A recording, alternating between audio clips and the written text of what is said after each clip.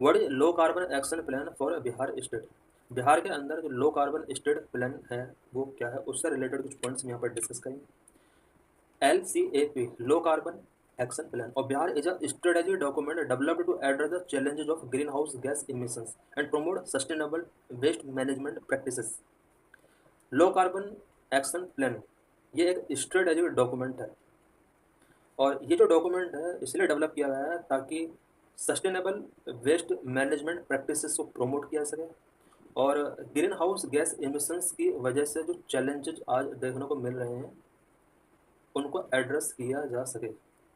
LCAP outline a comprehensive roadmap for reducing emissions from the waste and domestic wastewater sector, thereby contributing to the state's goal of becoming carbon neutral by 2070. LCAP, low carbon action plan, इस programme के तहत एक comprehensive road map तैयार किया गया है कि किस तरह से वेस्ट और डोमेस्टिक वेस्ट वाटर सेक्टर से जो एमिशंस हो रहे हैं उसको किस तरह से रिड्यूस किया जा सकता है, क्योंकि ज़्यादातर एमिशन जो होते हैं वो वेस्ट से ही होते हैं। और स्टेट का भी टारगेट है कि 2070 तक अपना जो नेट जीरो का गोल है उसको अचीव किया जाए। तो LCAP उस टारगेट को अचीव करने में एक इम्पोर्टेंट रोल प्ले कर सकता है। What are the benefits of LCAP? LCAP का क्या बेनिफिट हो सकता है? नंबर 1, इन्वायरमेंटल बेनिफिट हो सकते हैं। नंबर 2, इकोनॉमिक बेनिफिट हो सकते हैं। नंबर 3, पब्लिक हेल्थ बेनिफिट हो सकते हैं। नंबर 1, इन्वायरमेंटल बेनिफिट क्या है? LCAP main advantage is combating climate change by reducing emissions that trap heat in the atmosphere। इसका मेन एडवांटेज जो है वो क्लाइमेट चेंज से कॉम्बैट करना है। क्लाइमेट चेंज जो आज हो रहा है उसके नेगेटिव इम्पैक्ट आज हम देख रहे हैं बहुत ज़्यादा।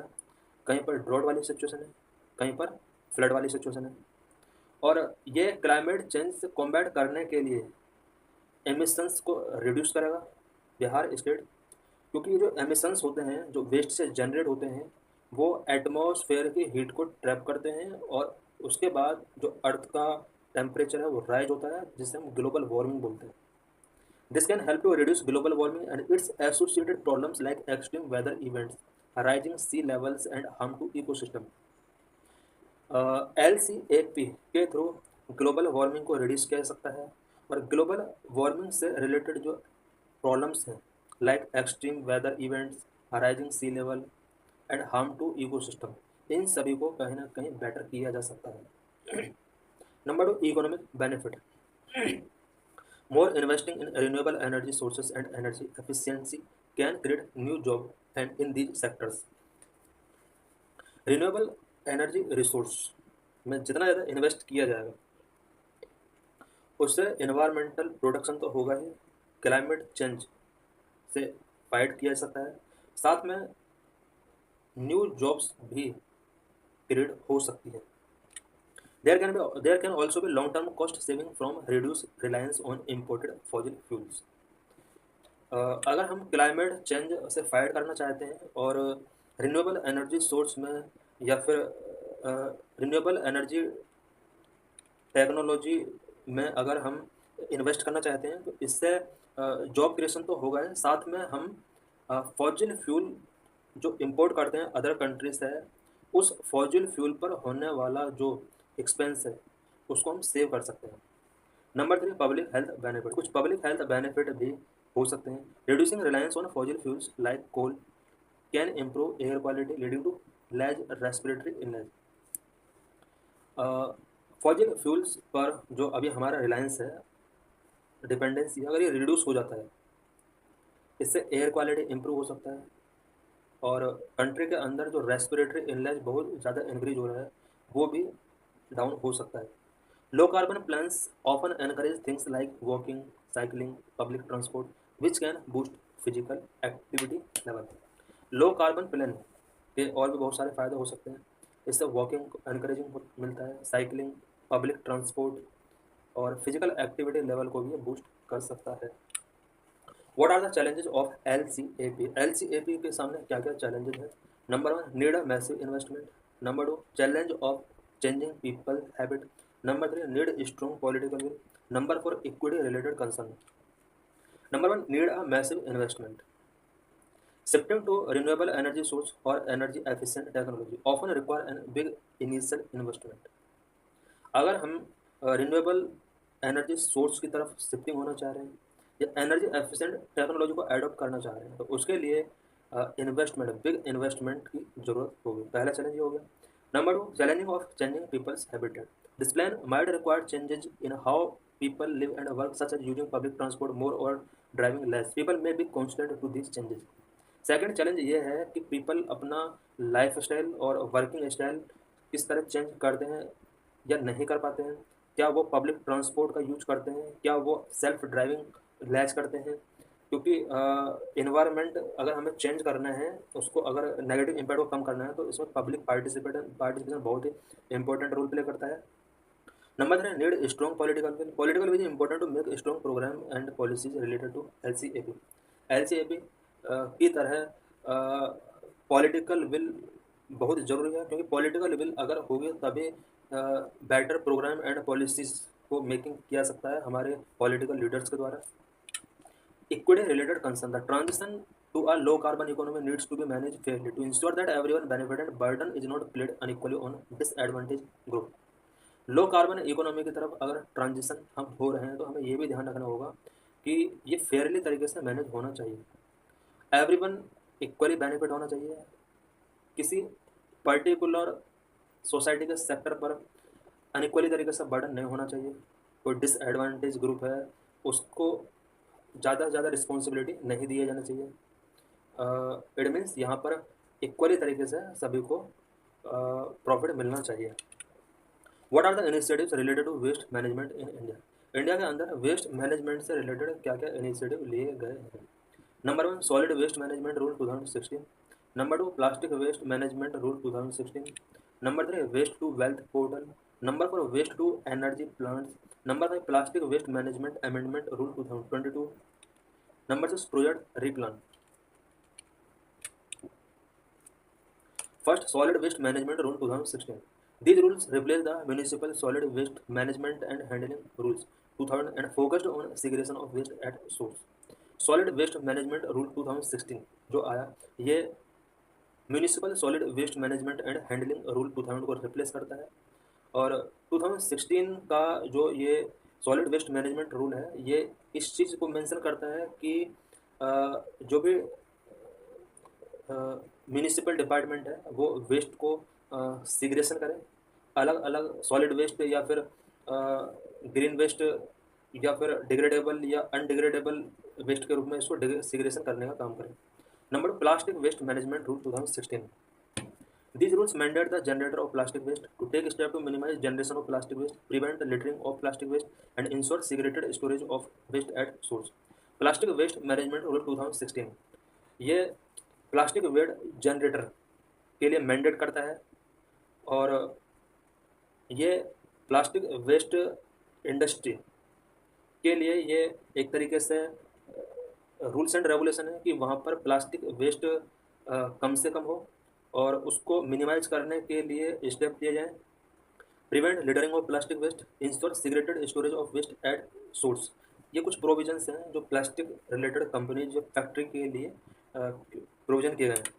Number three, waste to wealth portal. This portal aim to identify, develop and deploy technologies to treat waste to generate energy, recycle material and extract resources of value. Waste to wealth portal जो है वो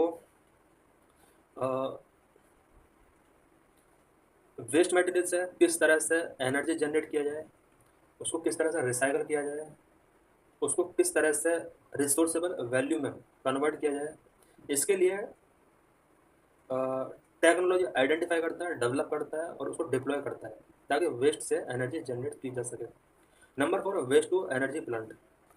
waste to energy और energy from waste plant convert municipal and industrial solid waste into electricity और heat for industrial processing. Waste to energy और energy from waste plant जो होते हैं ये म्यूनिसिपल वेस्ट या फिर इंडस्ट्रियल सॉलिड वेस्ट को इलेक्ट्रिसिटी या हीट में कन्वर्ट करते हैं।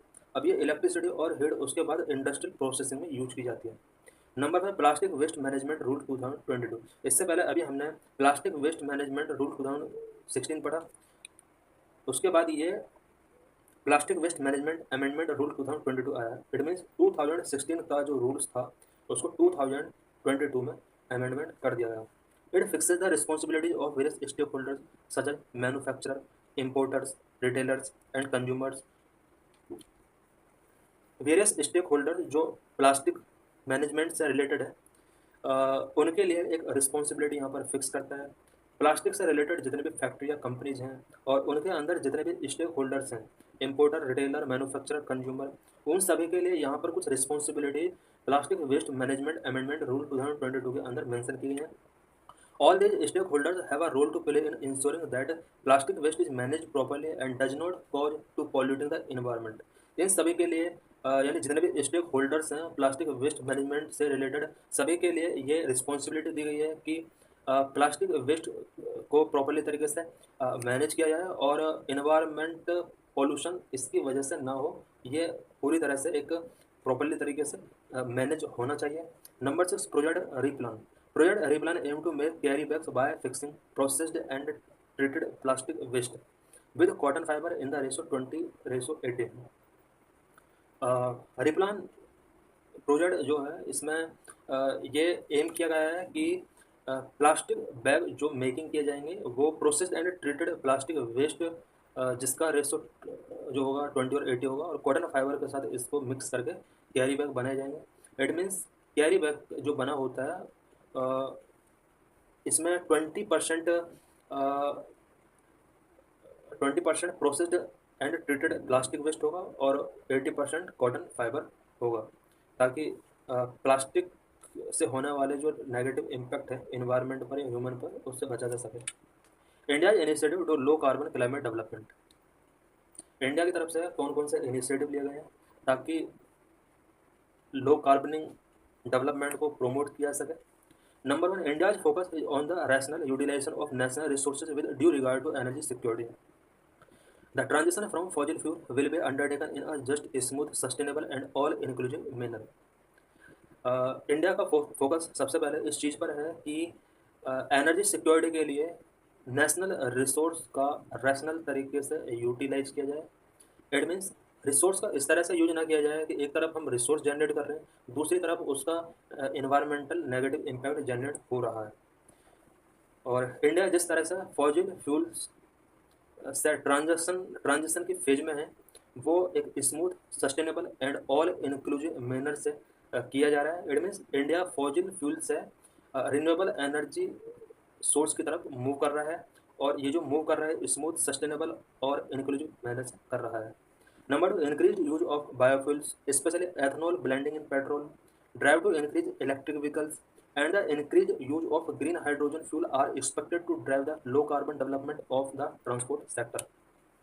ट्रांसपोर्ट सेक्टर की वजह से भी कार्बन बहुत जनरेट होता है।